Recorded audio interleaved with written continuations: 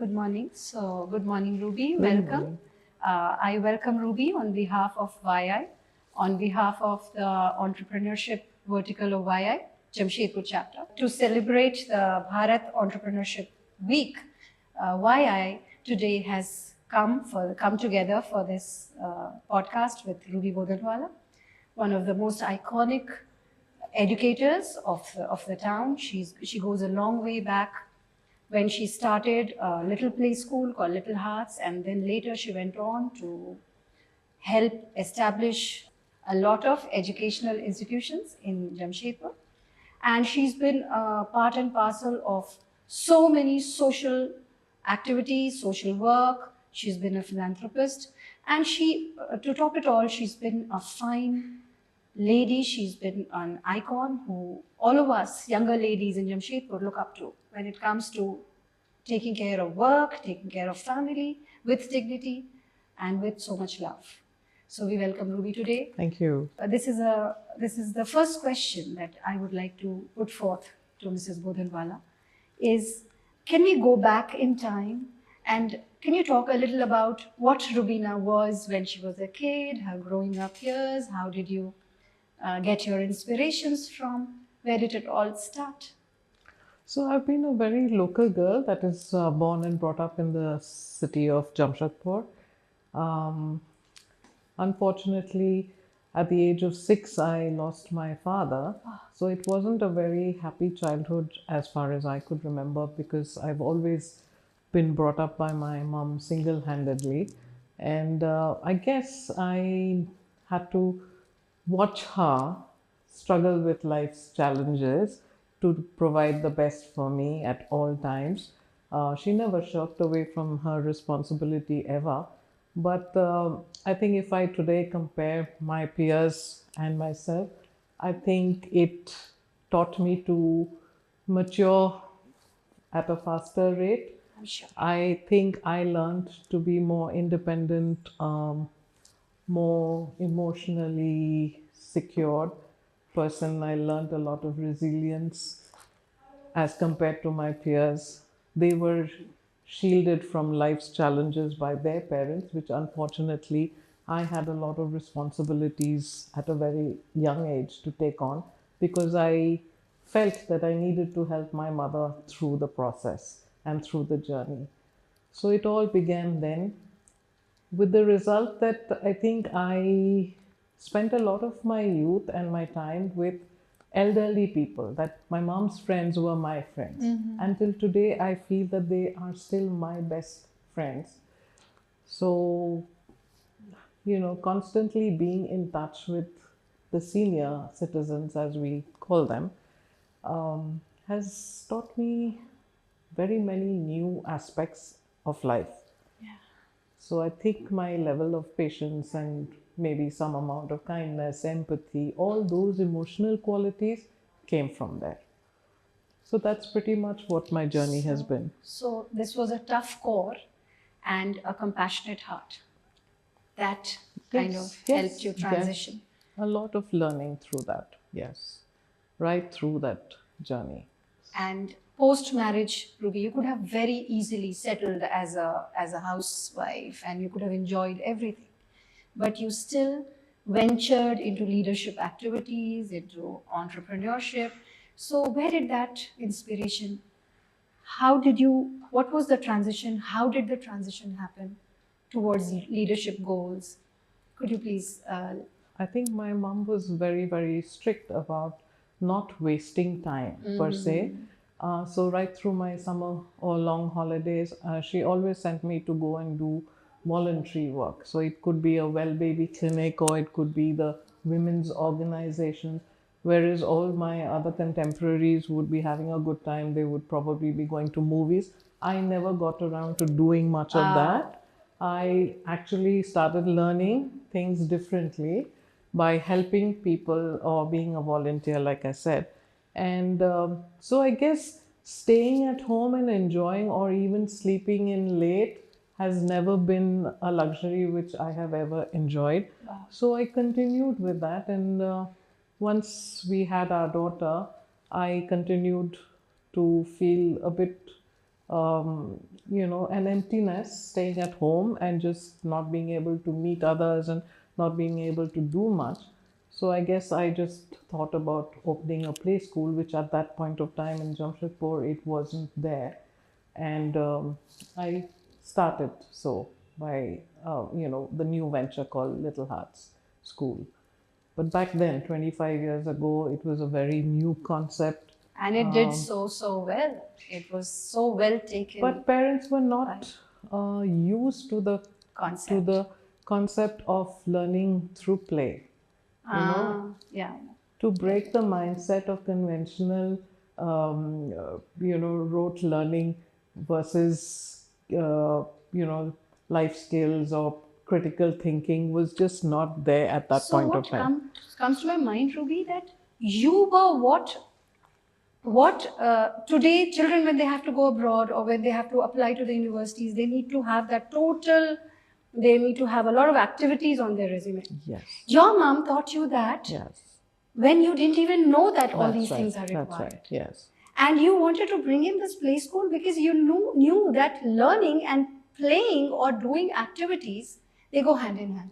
They go hand in hand. It was a very enjoyable experience. Like for me, I grew up with a house that had a big garden. So for me, I played a lot with mud, with a lot of stones, sticks, all of that. And that brought a lot of joy and happiness. I didn't need expensive toys. I didn't need any of that. Nature. But my whole day was spent comfortably and with happiness. And I wanted to instill that, to teach children how to, work on the floor, to sort of use very common, normal things that are available in the house. Use them as toys. Use that to bring happiness. But unfortunately, parents were not ready at that point of time. But they did take it well later. When I was a parent, I remember we were so excited about our kids going to Little Hearts. So I guess over the years, people got more and more finicky, hygiene, bacteria, infection, terms that we were never ever used to. I mean, if we had a cough and cold, so be it. It's okay. 5 days and you're done. It's immunity. But now it became a major issue. Oh, my child has got this, and therefore, it must be from the school. And I keep trying to, mentor parents that it's okay. These things happen. Cough, cold, fever is part of the game. They have to grow up. And have they changed over the period of time? You've noticed them change more and more towards being very more finicky, I think, more and more very, very protective, I would say. And that doesn't help. It doesn't help. Yeah. That doesn't even letting them play on the ground was constantly opposed, and they were not happy with that, because they would always look at the newer, more modern buildings that would have everything, the air condition, etc., etc. But in my mind, I still feel that a child has to grow up naturally. Yes. The more he or she is connected with nature, the more he or she is connected with people, with happiness, or just a smile and a couple of songs or whatever, that brings a lot of happiness in the child. So joy in the upbringing. Yes. Yeah. So Ruby, this was young Ruby. Yes. She worked hard. She was married. She started her school. But your journey did not stop. Your journey went beyond the school and you went into other commitments as well, social commitments. What inspired you? How did it happen? How close do you feel to all these projects apart from Little Hearts that you took up? If you could. So honestly, I give that credit to my husband, because he is a well-known philanthropist of the city here in Jamshedpur, and he had his fingers into almost every social organization, and that was one area that I kept away from, since he was part of all of them. And I thought that I would just need to focus on my daughter, to bring her up and to manage my school. But I guess somewhere along the line, he kind of pushed a couple of organizations onto me in a very, in a kind way, saying that, I don't have the time. I don't have the time, so I think you would do this better. And that brought on Make-A-Wish Foundation, because it was connected with children who had life-threatening diseases, unfortunately. And we were asked to start this NGO just to make them happy with fulfilling their desire, their wishes. And I didn't know what I was getting into. I thought it would be a piece of cake, but I didn't realize the extent of emotional, heavy, Oh my God, yeah. the Any memories? responsibility that Any it came special with. memories from, Oh, from yes. the foundation? My very first case that they put me on to a little young boy who had just finished his round of chemotherapy, and it wasn't very easy to just go to the hospital to visit and say that, what is your desire. That's not the right way to do it. So we started making the hospital visits, and I got a lot of opposition from the parent because My they God. thought that we were intruding into their space because of the illness. They misunderstood what we were coming there for, until it took me at least about 5 trips to his cabin in the hospital to try and convince. She was very rude to us. She was very And she was going through because her own obviously she was trauma. going through Yeah. her own and she didn't understand why we were there.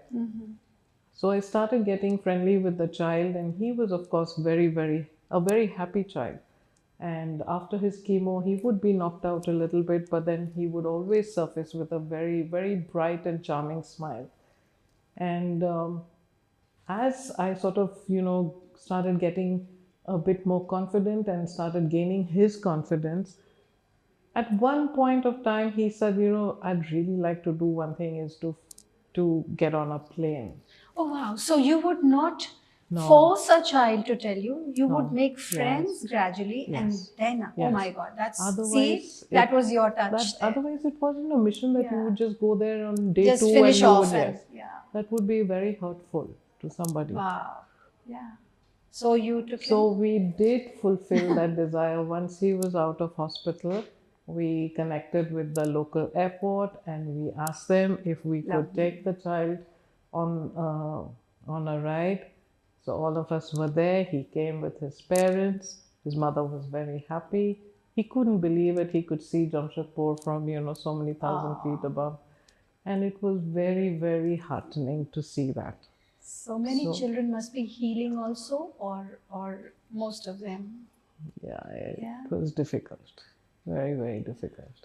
But I think your strength came from So doing that strength was very difficult to get back home to get away from that, because you have to face the inevitable moment that the next trip I would make, which would be like maybe 2 months later after his chemo, only to be told that he's not there. So that is huge. And So- I didn't realize that that would knock me out so badly that, So the foundation, if ever we can, as YI members, Yes. we are all youngsters, and I think I'm one of the retired YI member who's Yes. sitting. But the youngsters would love to help around in this foundation. I'm sure this is so fulfilling, and especially the young entrepreneurs, because this gives you the motive to go ahead and work harder. So Yeah. now it doesn't exist as Make-A-Wish Foundation anymore because it had certain technical issues which we couldn't comply with, unfortunately. So we thought we're not going to give it up, but we are going to also do even one step better. So we started something called the Anurag Anurag Fund. Foundation, Yeah. which had a lot of small young children who had a deficiency in their blood, and that was called thalassemia. And so we also made sure that these children, they used to come from miles away. Their parents would walk that entire distance.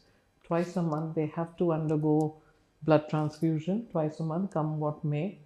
And they would walk those many kilometers and come and then stand in a queue to get the blood, free blood. So it was a lot of trauma, and it's very, very exhausting for the parents every month to do it twice a month. So we developed a place, and thanks to Tata Steel, we got a couple of rooms. So we just did it up very cheerfully, where we had nice printed bed sheets, we brought in toys, we brought in. So while they struggled with their pain and their pipes and whatever, but they also were happy. We had a lot of very good friends who understood the mission. They donated a couple of TVs, back then TVs, so we got them the cassettes for all the little cartoons and whatever. So while the transfusion was being done, they would be at least happy to watch the cartoons while they lay down. And then we realized that the mother who has walked, 13, 14 kilometers and brought the child used to be exhausted. So we would ask her to lie down on a separate bed, give her the rest, provide some kind of a food meal box, and just let her rest through the day till the evening when they would have to walk back home. And also look after the other children and cook their food. It was like really tough on them. So as we grew along, lots of wonderful angels, as you know, Jamshedpur, everybody wants to pitch in. The minute you state That's something the like beauty this, of this everyone pitches in, Yes, and things just started arriving. We got different kinds of food, we got different kinds of bed sheets, we got everything that we asked for, just to make it a little happier. And then as soon as they would finish their transfusion, you could see them using the little scooters and lovely. moving around. They'd forget the pain. And that was very gratifying. So you were an entrepreneur. You started. It was not easy. Still, you went on to do it for the longest time. I remember all our kids at that point in time, all the kids would be flocking to go to Little Hearts. And then this was this foundation, and you were an active member of that. Ruby, any lessons that you've learned on the way, with all these institutions that came up one after the other? Lessons yes. that you would like to share with the younger crowd, with the yes. younger entrepreneurs? Like I said, I learned a lot through these children and also from the playgroup children. The most important thing I learned was to acquire strength and to hold on to that strength. Because these children, like I mentioned, they would always be smiling when I walked into the hospital ward or whatever, despite the trauma that they are going through. That smile, the fact that they were so in awe of the world. They looked at the world with wonder, something that we never did. We forgot to do that. We only looked at our problems and we only looked at our issues. We forgot to understand that life could be more and beyond that. So that was a huge takeaway for me. And also the fact that, okay, you can, that strength teaches you to rise above all that you may have lost and to constantly keep striving, I have seen you strive harder, work harder, be there for everybody. So that lesson was huge, because also one fact that kids, no matter what, they give a lot of love, and that love and the fact that they ask questions so freely and so fearlessly, that is another very, very, their innocence, to adapt with things. Something that we don't do. We think, we complicate issues. So do you miss, now that the play school, you've decided to move on, and do you miss your play school days? Of course, I do. At every minute of the day, I miss also the fact that, you acquire a team, you train them, you work hard with them. Yes. And then you become a family. Yes, definitely. And then those children are like your own, because you know each and every child the way you would your own. The little one, somebody pushes his little finger into his nose, you know why he wants to do that, because maybe he wants to go to the washroom or something like that. So we would know that just as a mother would. And so you miss all of that. But then life moves on, you reach another stage in life, and I'm now learning to enjoy the And you were present. talking about older children now when we began the Yes. interview. So anything you want to share about the older children, the difference between running? So that was a huge culture shock for me to deal with, 8th grade, 9th grade, Teenagers. and 10th grade well, young lads and young ladies to understand that they could be feisty, they could be very enjoyable. They have so many questions to ask of you. They will check you out in a manner that teaches you that okay, I have to be superbly well groomed here because they're checking you out at every stage. They're curious, they want to know everything and all of that. So it's a whole new different ball game, and I'm still learning through the process. Not easy, huh? The It's not- transition, because the yes. little ones just, when Yes. you ask them to sit, they sit. Yes. Yeah. Actually, the little ones, there was a difference that they would never be able to criticize. But older children are critical. So they are judging you at every stage. But there is beauty in both. Of course.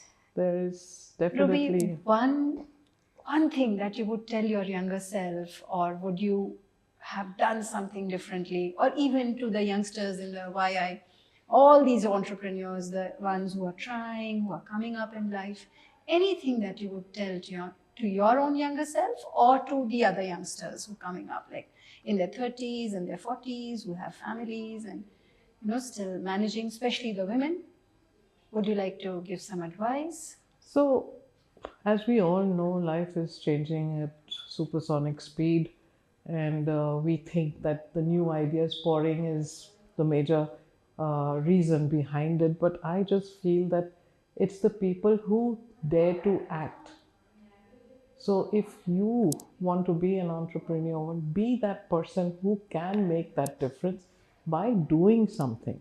Need not be in a big way, but you've got to start by being and acting for that particular purpose. So your purpose has to be bigger than yourself, and you have to dare to act on it.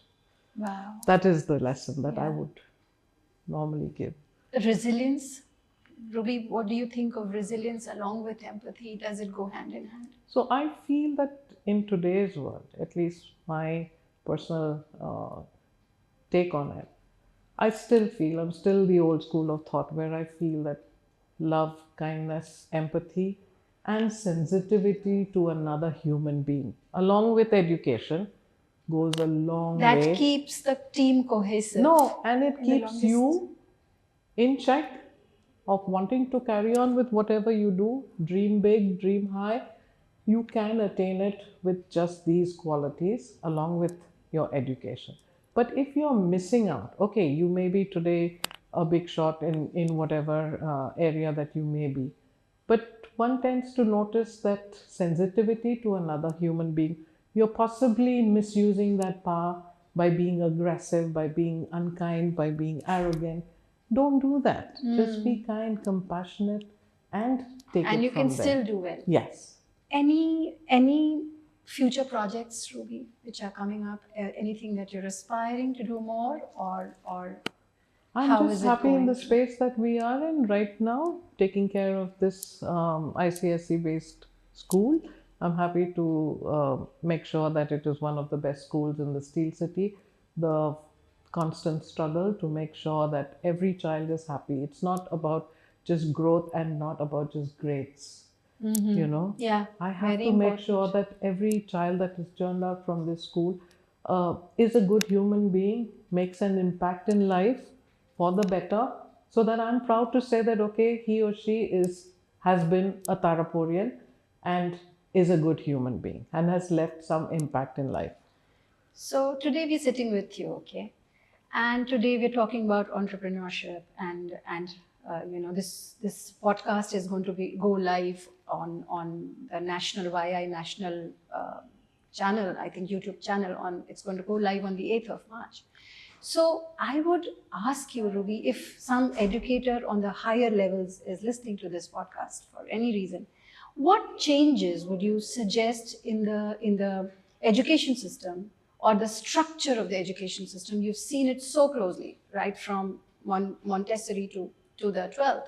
So what changes would you suggest in the education system so that we churn out more entrepreneurs rather than people aspiring to go for jobs, like how Make in India and all this is coming up? Any changes that you suggest? So my first thought would be that I think we need to to interact, parental involvement in a huge way. Because obviously, today, like I said, that if we just try to eliminate the fact that it's more about grades and not about growth, unfortunately, every parent is only looking at the grade and is forgetting about the emotional quotient, is forgetting about critical thinking, is forgetting about life skills. All that they are concerned with is how much or what has my child achieved in class for an exam or whatever. And that's not the be it and end all of a child's developmental growth. Like I said, I still feel that, your child has to be a good human being at the end of the. Empathy. They have to have lots of other qualities other than grades. And like how you said, your mom used to tell you to go participate in social activities. Yeah. To do so. That is lacking because parents just want their children to sit with the books. That's right. So involve them in these day-to-day, things. Try to make them show a different side of the world, that people also live having much less than what you do. Children don't really know. They have never seen that side of life. And financial education, to save, to how to work around with your whatever. Yes, value everything, maybe. That's huge. Makes also to share. Today, a very small Yes. issue like to share with others Yes. is lacking. Every child is turning out to be me, mine, myself, And much as you try, but you have to teach them. That comes from the fact that they've been constantly told that it's all about you. Grabbing. Yes. Grab, take it. So until they don't see another side, or they don't understand that another human being also has requirements, but we can get more if we give more, that doesn't work. So the core of her, I think, the message that she gave was, give more, you will get more on the way. Yeah, always. I still believe in that. Yeah. And we all know Rubina as being that person. She's talking what she has practiced. And we all look up to her, as I said, for a lot of things. Grace, poise, doing things her way. Not that she appears soft, but she's strong. Her core is strong. So we are so happy to have spoken to you, Ruby. Thank you. Anything else you want to tell the young mothers? This is your chance because they're all listening. All the YI youngsters are listening to you. Look, I really feel very proud that today's moms are so well clued in. They know your parental skills are way different to when I had a baby. I did a trial and error method. Okay, the baby cried. I understood, was hungry. You guys have a completely different take on parental involvement, and you all are so well versed as to how to go about it. I'm very, very happy to see that. And I'm also very, very happy to see that the couple make sure that they are involved right till the end, looking after a little baby. Back in our days, it was very different because the husband always went to work and we coped. We struggled, we coped. But that was also a different feeling, a very good feeling. But I'm very happy to see both men and the young girls doing it jointly, struggling, enjoying the process. And so keep on with that. Just be happy. And, I think let life take the flow naturally. Don't make it complicated don't make it stressful with just small little issues. Let it flow. Things fall into place at the end of the day. So one more last question, Ruby. Do you think financial independence has to be brought in for teenagers from, say, a 7th grader or 8th grader should learn about financial independence, about saving money, valuing money, because there is a shift where now children are not, they will just go and ask their parents. They're not bothered if the parents can afford or not afford. They ask for costly gadgets. So to teach them that no, you have to save, you have to value money. Do you think that is important? It's a very interesting topic, and I think many homes do not discuss finance in front of the children. It still carries on, I think, that tradition.